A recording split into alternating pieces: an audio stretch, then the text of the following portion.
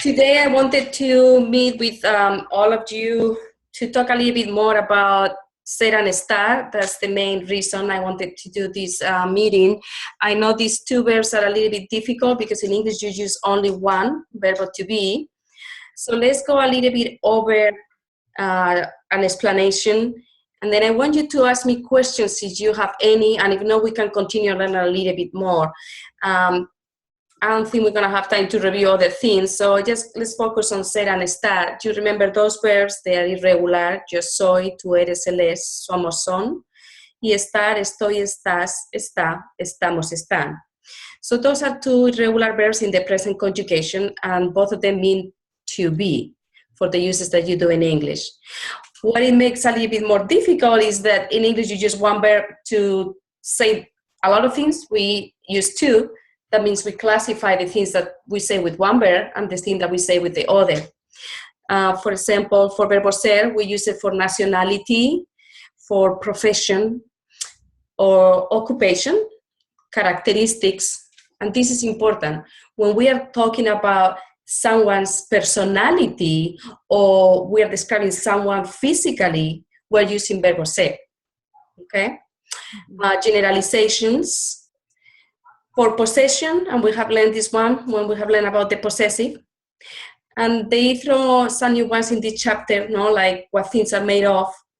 Time at day, we also learned that one, and where or when an event takes place. And something that you have to remember is with verbo ser, de, es de, son de. So when we use this preposition de, it's not only for the origin, like es de Buenos Aires, but it's also for possession. But the structure is a little bit different, Es la pluma de, is the pen from, that will be the direct translation, of Maro. But also we use this one to talk about something, how it's made of, La bicicleta es de metal. And then for estar, for location, when we are talking about something that is located. For health, ¿cómo estás? So this is important to make a difference between ser and estar, health and physical state. So do you remember when we learned, ¿cómo estás? Estoy bien. So over there you are talking about a physical state or emotional state. That's number 4, okay? And for weather expressions that you have seen some on this chapter, and one that also you're learning for this chapter is the present progressive, the ongoing actions, okay? So far everyone understand a little bit these uses. Maybe you're not able to apply all of them just yet, but do you understand the differences? Yeah. Okay. Hi, Lynn, I see you join us. Hi. I'm happy you were able to make it. Okay, so for example, we have a picture right here, and you can take your Microsoft. If I ask you, ¿quién es? ¿De dónde es? ¿Y cómo es? So here we are using verbo ser, right? Who is she? Where is she from? And how is she? So we are talking about description, nationality, origin, and also identification. So, ¿quién cree que es? ¿Quién es? Anyone knows who she is? Frida. Muy bien. So, ella es Frida Kahlo. Yes, Frida. Yeah. ¿De dónde es, chicas? Mexico. Muy bien. So, this is nationality origin. Ella, perdón. What is she, Ella es, I forgot I had this one. Ella es una artista. So, to talk about profession, we use also verbo ser. And the nationality es de México. And ella es morena, es guapa, inteligente, atrevida y feminista. So we are describing that person physically, and also we are describing her personality. Okay? Who knows who is he? No? No one? Okay, this is one of my favorite because he's very close to us. Él es Gustavo Dudamel. Wow. Did anyone hear about Gustavo Dudamel? That bring a, no? No. Ok, él es el director de la Orquesta Filarmónica de Los Ángeles. So you go to Los Angeles, sometimes you're going to see a lot of advertisement from la Orquesta Filarmónica, and you're going to see his picture. He's the director. Él es de Venezuela, no? He's from Venezuela. Oh. He's from Venezuela. He's very famous because he's very young and he has a very prestigious position. Él es guapo, simpático, alegre, inteligente e importante. So I think for now you know how to describe a person, right? Yeah. Okay. And also other things that these chapters go over, and you learned this before, is we use verbo ser for the time or the day, ¿no? ¿Qué día soy? Es viernes. Es jueves, ¿no? Es... Oh, jueves. Yes. Sí, mañana viernes es jueves. Es el 10 de noviembre. And we talk for date and for time, ¿no? ¿Qué hora es? Son... Las media. Oh, I don't know. Las 12, ¿no? Son las 12:08. Yeah. Mm-hmm. So we use it also for those dates. And maybe if you don't understand well how to talk about time, we can review that on another PowerPoint. But right now, I'm just going to keep going with uses of ser and estar. Con cómo están, hold on one second because that should not be there. Let me move that one below. So for these uses of verbo estar, I'm sorry, one second. Let me move it just right after we see the use. So for these uses of verbo estar, we have seen some of them before, right? We learned some of the verbo estar. And let's see if I can, well, I'm sorry, the slide's no, I thought it was here. Oh, we already went over, okay. Sorry about that, I forgot we went over that one. So vamos a ver then where we were checking here. For verbo estar, one of the other things that you are seeing in this chapter, there are some special uses. Do you know what is the difference between talking about something that is with verbo ser, like es listo y está listo? Can you understand those differences when we use one or the other? Yeah. Lynn can understand. How about Nia and Barbara? Yeah. So, because the uses are a little bit different, sometimes when we use one or the other, they can mean a different, they can convey a different meaning. One thing is saying el chico es listo versus el chico está listo, ¿no? So el verbo ser is a more permanent description.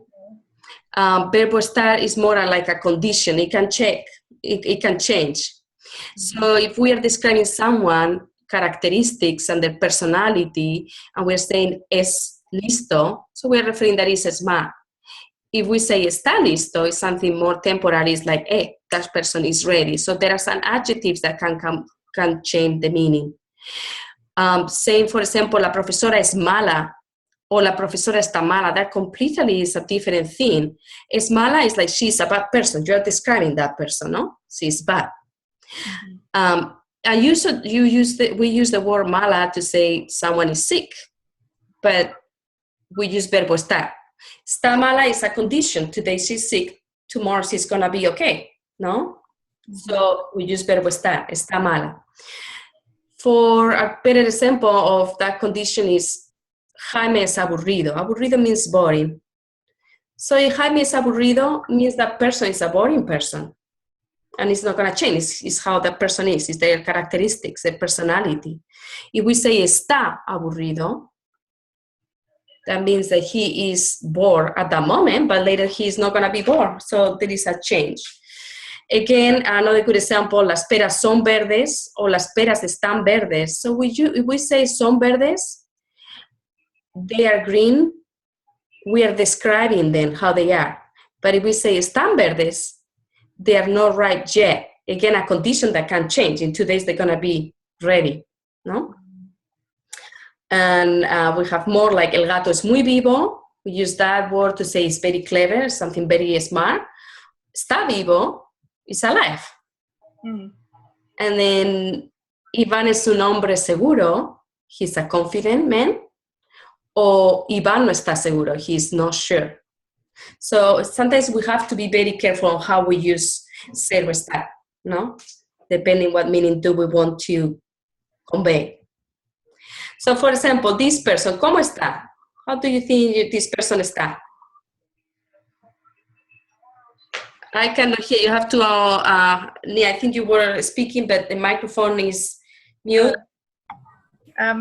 Estamos bien. Mm-hmm. How is this person? ¿Cómo está esta persona? Oh, this person. Oh, Cansado. Muy bien, él está cansado, ¿no? Está cansado ahora, it will change later. ¿Cómo está él? Content. Yeah. Está contento. Muy bien.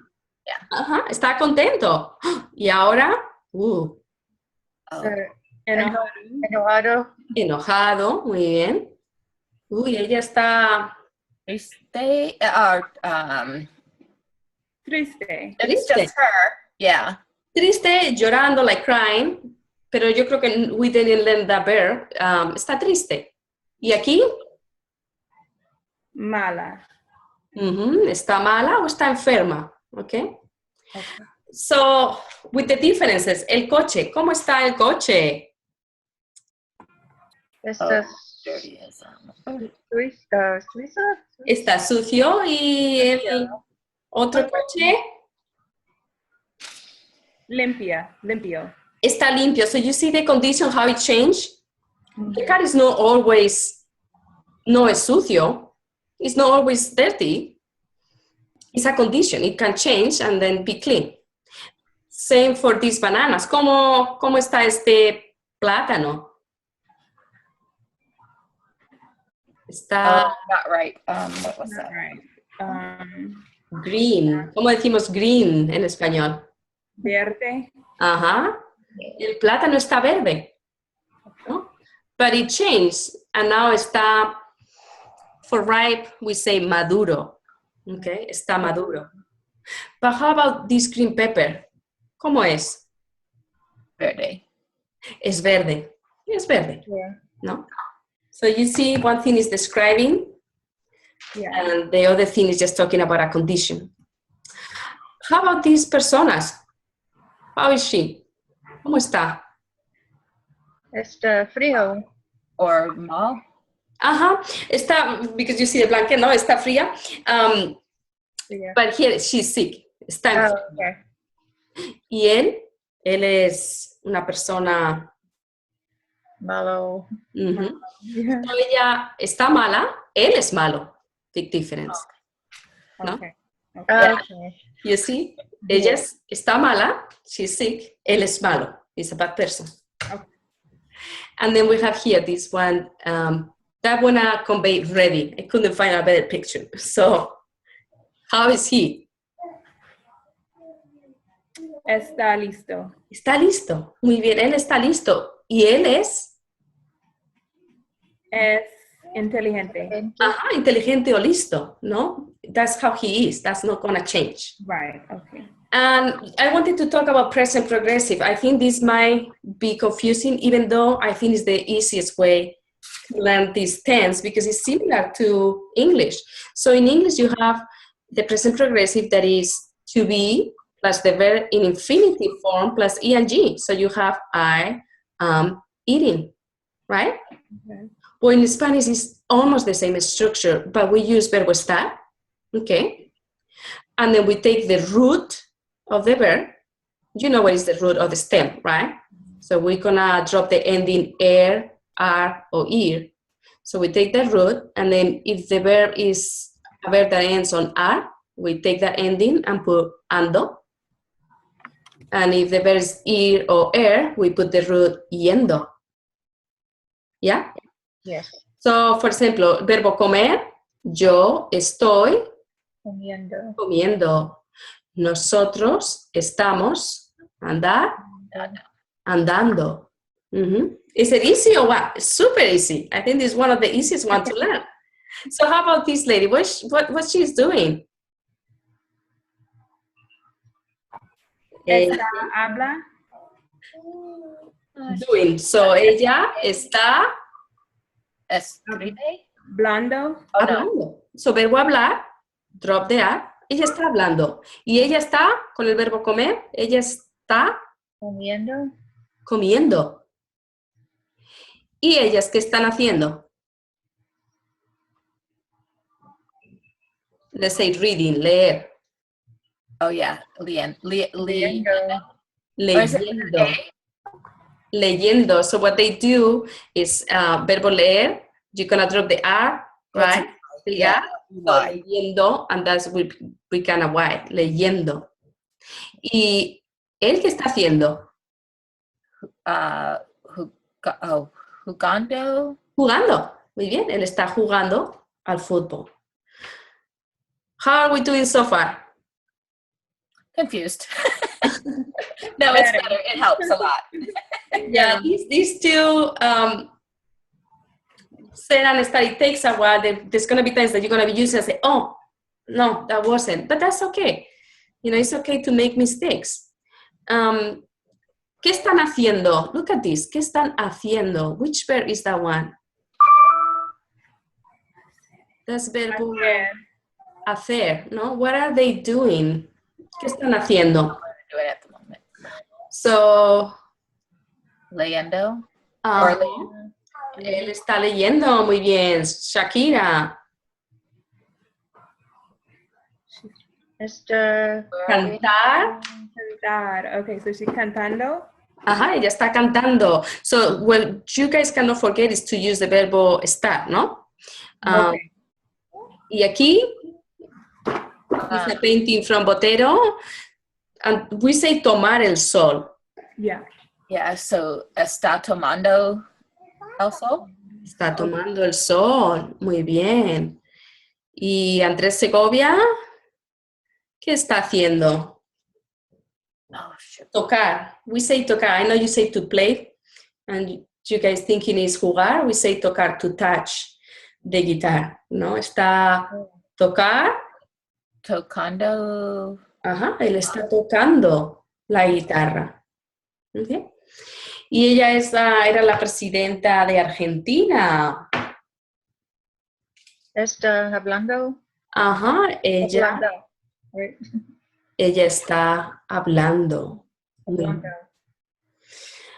Muy bien, chicos. So far, do you have questions about, let's see some of the differences here. I want to go back to, do you have questions about verbo ser or estar, some of these differences on how do you use it? Or... I just wanted- No, Barbara? No, I think I got it. It helped. I was having a little bit of trouble with some of the temporary versus the permanent, but you explained that, so I feel good about that. Yeah. Okay. How about Lynn? Do you say you're good? I want to know, it says certain weather expressions. Are there some where it's different? Mm-hmm. For weather expressions, let me see if I can put, so we have different weather expressions. And did you see in the book, it's talking about hace buen tiempo, hace mal tiempo, hace sol, hace calor. Did you referring to those ones?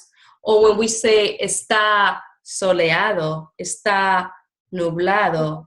What it was when we were doing the partner activity, Mm-hmm. I wanted to say the weather's nice, but it's a little bit hot. So I said,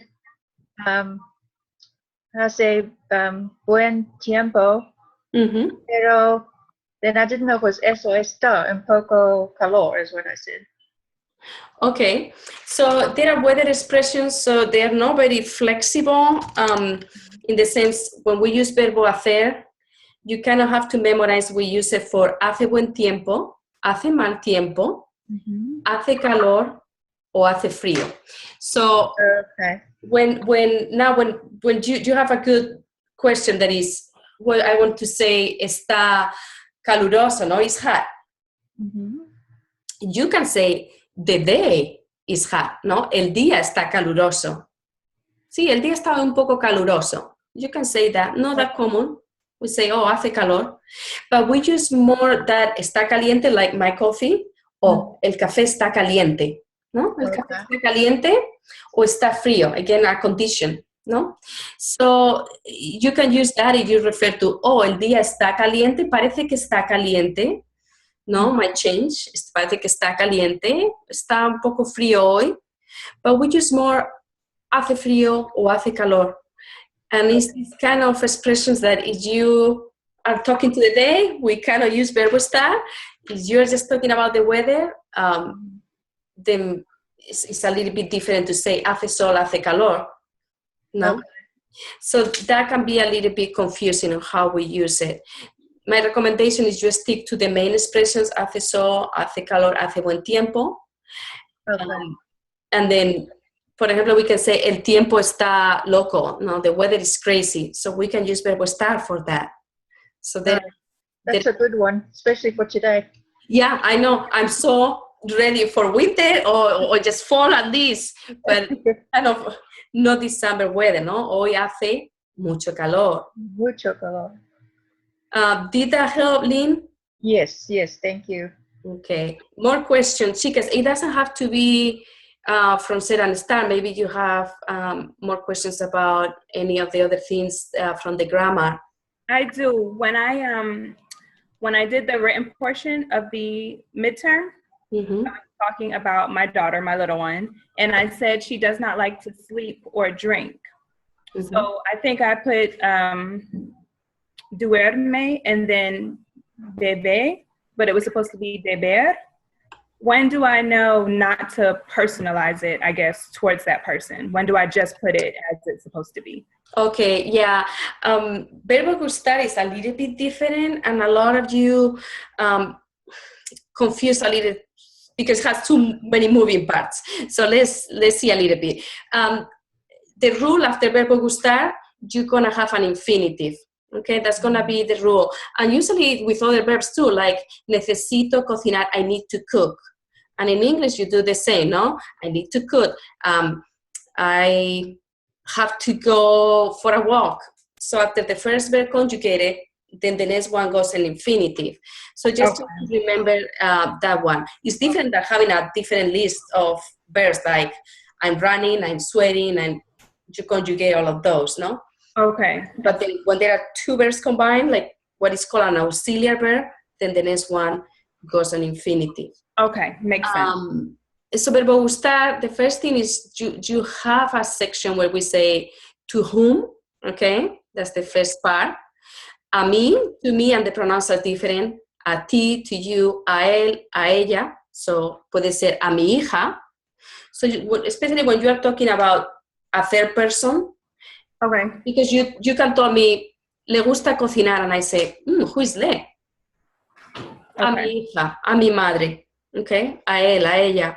If you say, me gusta cocinar, I know it's you.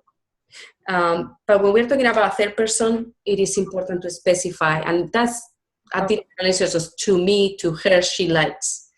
And then if it's a negative, you will add a no. If it's not a negative, you will go just for the pronoun. And I think those, you have it right. Me, te, le, nos, os, les. So you need that pronoun. Okay. Okay, depending on the person. And then we have the option of gusta or gustan. So gusta is going to be used when we have actions. We are talking about actions that we like to do. So you were talking about your daughter. Mi hija le gusta dormir y jugar. Okay. So those verbs after verbo gustar, they're going to be in infinitive. Okay. Okay. Then if you're talking about a thing that they like, por ejemplo, a mi hija, no? Again, a mi hija le gusta, and then we have an article, la playa, el fútbol, la canción. In English, you say, I like chocolate. So most of you, when you write about that, you say, me gusta chocolate, which is not too terrible, but we use an article, me gusta el chocolate, no? Kind of generalizing. So we're going to use gusta with infinitive, and you can have many different verbs, but for actions, or with a noun in singular, something that you like, football, la canción, one thing, okay? We're going to use gustan when the things that you like are plural. Okay. So it can be a plural subject to them, okay? Les gusta el fútbol. So gusta is really with the thing that you like. It doesn't matter who is the subject. This pronoun goes with the subject. This is going to go with the thing. So if you like books, you will say, me gustan los libros. Okay? Okay. So in your case, you will not need to conjugate the verbs after gustar. Okay. There is a perfect grammatical painful explanation that makes sense when you are in Spanish 201, when we talk about indirect pronouns and how they work, and then you will say, oh my God, that makes sense, it works that way, but it's too much advanced grammar. So for now, we just kind of teach, just remember verbo gustar, you're going to conjugate with a pronoun, that is those ones, depending on the person, and then you're going to choose between gusta or gustan, depending on what's going to be the thing that you like. Okay, makes sense. And if it's a third person, I recommend you specify a to this person. No? Okay. Lynn and Barbara, that makes sense too? Yes. I know verbo gustar is such a complicated verb, and we have more verbs like that one. But the good thing is all follow the same pattern. Like me encanta. Encanta is like something that you really like it. Encantar. Follow the same pattern. Me encanta comer.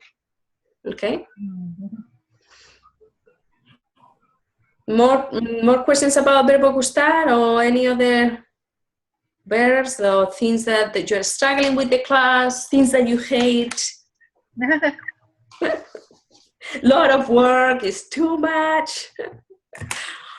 I just can't think so Did you fast. ever find out? Sorry. Yeah, who was talking? Yeah, when Did you find out if you would be doing Spanish 201 next semester? You know, I'm teaching on campus. I'm not You are.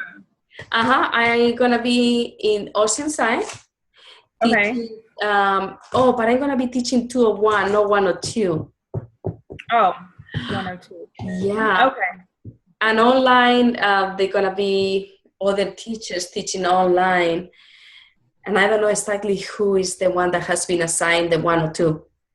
Okay. This semester, it depends on the schedule of everyone. We try to coordinate the classes. Okay, makes sense. So I'm sorry, but you can contact me with questions. I'm gonna be in Austin. Okay.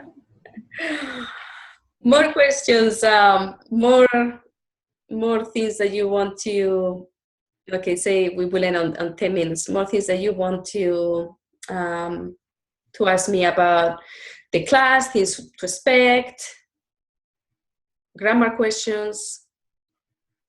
Lynn? No, I don't think so. I was just thinking that when I answer the questions, I can't just answer. I have to think about what I'm saying first. Well, that's totally Very normal. quick. Let me tell you one thing. I learned English since I was a kid in the school. Okay, never was able to speak it because it takes so much time for your brain to. It's like a muscle, no? Yeah. The first time you do the pull up, and you have to think and translate, and the more you do this, at the end you just do automatically. So it's very normal that you have to think. That things don't come out of your mouth. I remember when I came here the first time they asked me, "What's your name?" I kind of like freeze. I couldn't say my name is. And of course I knew it, but between putting on the spot and trying to So it's really very normal to feel that way. And a language is what I tell you, it's like going to the gym. You just have to keep doing it. Yeah. And one day it's gonna come and it will be better. So don't get discouraged at all. This is very normal. And at the beginning, you just have to prepare your conversation. And that's why we give you a little bit what you're gonna have to be taught. Just prepare and practice those conversations. Right. Honestly, it's difficult to go on your head and start conjugating verbs and third person. I mean, I struggle in English conjugating just the third person, putting the S. I can remember if I have to learn and remember all the conjugations for each different person, for 3 different verbs plus the regulars. It's crazy. But I read it's good for Alzheimer's. So, they say learning a language is proven to help patients and Alzheimer's. So, hey, that's good. It's good. Keep your muscle working. Okay, more questions? Anything that that you have with the grammar or with this chapter? Will the final take on the same structure as the midterm? We'll have to do the oral, the written, and the multiple choice? And this time the oral will be with me. Okay, everyone will have to have an oral with me. So that will be a little bit different. But you will have, and it will be more focused on the writing. Okay, but they will have similar structure. And we are almost there, because lesson 7, we're gonna just cover a little bit, just one section. And when we finish this lesson 5, you just have lesson 6. And I'm gonna give you extra time because we have Thanksgiving, no? And everyone is gonna be traveling, family coming, everything. So I'm gonna give you 3 extra days to complete that lesson. Okay. Thank you. Yeah, that's good for all of us, right? It's good to have that extra time, because I know they're crazy days, so I totally get that. But overall, everyone is feeling good and happy with the class. Yes. Where you find the feedback and you read my feedback for the writing. Yes. I try to lead you as much feedback as I can. Sometimes it's difficult. We have too many students. If you ever say, I don't understand this feedback, or what explanation is he giving me, I'm here to Very helpful. To help you. You know, you can email me and we can have a Skype conversation for those office hours that we have. Or I can send you more resources. Anything that you don't understand, contact me. I know in an online class seems like you are alone, but you are not alone. We are here. Okay. Thank you. No, it's been very helpful. I'm a little frustrated that it's so hard, but I'm getting it. You know, you guys are very brave to take a language class online. It's challenging because there is a lot of learning on your own. So it's difficult, but you just keep going. Don't give up. Just keep going and going. Yeah, your feedback is really helpful. Thank you. Well, I'm happy to hear that. Okay, well, if you don't have any more questions, I'm going to stop recording this. And if you have, as I told you, any other questions, don't hesitate to email me. And we will have another of these sessions before the final, so we can go over any other grammar questions that you might have with the last chapters, okay? Thank you. Thank you. Perfect. Well, nice seeing all of you, and have a good rest of your day. Thank you. You too. Okay. Bye-bye. Bye. Bye.